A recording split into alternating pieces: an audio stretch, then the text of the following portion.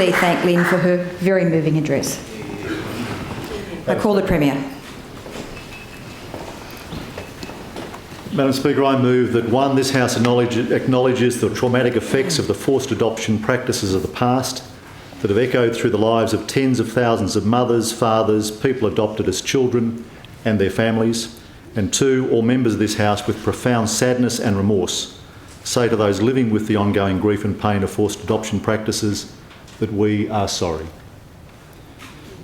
The trauma induced by the forced adoption practices in the past has reverberated through the lives of tens of thousands of mothers and their children who were removed. It's affected fathers who were never given a say, as well as the families who never knew the truth of what went on with the brothers, sisters, nieces, nephews or grandchildren they lost. It caused years of pain and grief for many, instead of the joy and delight which parenthood might reasonably have been expected to bring. Today, in this Australia's first Parliament, we acknowledge the terrible wrongs that were done and with profound sadness and remorse say to those living with ongoing grief and pain, we are sorry. We've come to know about this shameful episode of our history because of the courage, commitment and strength of many individuals. Mothers, fathers, people adopted as children who refused to stay silent about the injustices they suffered. Their mistreatment was first publicly acknowledged by this Parliament in the December 2000 releasing the past report of an inquiry into those past adoption practices. During its inquiry, the Legislative Council Standing Committee on Social Issues received more than 300 written submissions and heard testimony from fathers, mothers and those who were taken for adoption. Committee members heard distressing accounts of actions taken to secure or not secure a mother's consent to the adoption of her child. They heard of women routinely denied access to their babies in the hours and days after the birth. This year's Senate Committee report on former forced adoption policies and practices also recorded evidence of events last century that led to the babies of many young single women being taken for adoption. The Senate Committee concluded that it was incontrovertible that forced adoption practices were commonplace. It's hard to fathom how these practices were allowed to occur when today in the 21st century we celebrate motherhood and family in all its form. In communities everywhere, the image of the expectant mother is one of great joy and hope for the future. But mid-last century, society didn't look kindly on the young, pregnant, single woman. Rather, these women usually faced the disappointment of their parents and the disapproval of their community. They were made to feel ashamed. And they still are. In those times, and in those prevailing attitudes, adoption was believed to offer the perfect solution, a clean break, a chance for a fresh start. It was considered to be in the best interests of everyone. But the problem was that this policy ignored the fundamental bond between mother and child and the lifelong trauma caused when that bond is prematurely and brutally severed. In the lead up to today's apology, the Minister for Family and Community Services, Prue Goward, met with many mothers and fathers and people adopted as children to hear their personal accounts of how the experience of adoption had affected their lives. They were heartbreaking stories of loss and grief.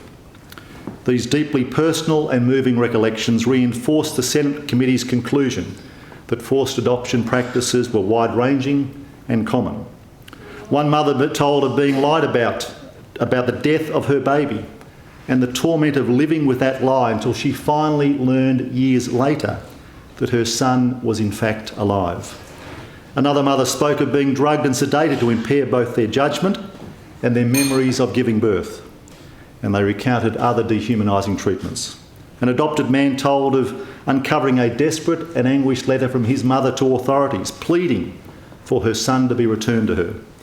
The father spoke movingly of the disenfranchisement of his fatherhood as authorities steadfastly ignored his wishes to parent his child. All felt their basic humanity had been violated, trampled, ignored.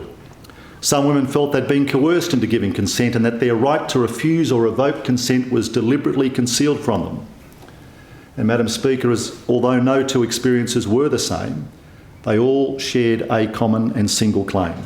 All were extremely vulnerable and in great need when they were denied the care and support they deserved. As a parent, I find it almost impossible to comprehend the pain caused by such treatment. And equally incomprehensible is the resilience of those who lived and continue to live with the wounds inflicted. For some, it remains a constant struggle. We know that others have already succumbed and will never know of this apology. One woman described to Prue the, quote, ice in her chest in her battles with feelings of pathological grief. This heartfelt and honest testimony helps explain the trauma that was experienced as a result of these past practices and why this apology is owed to those who suffered. Publicly acknowledging these terrible wrongs and their tragic consequences is important, but acknowledgement alone is not enough. Today, on behalf of the people of this state, the Parliament of New South Wales expresses its sorrow and remorse for the lasting damage these past practices caused to the lives of so many. We are sorry you've had to wait so long for this apology. We know that you live with the consequences of those practices every day. We are sorry for the forced adoption practices that severed the fundamental life-giving bonds between mother and child.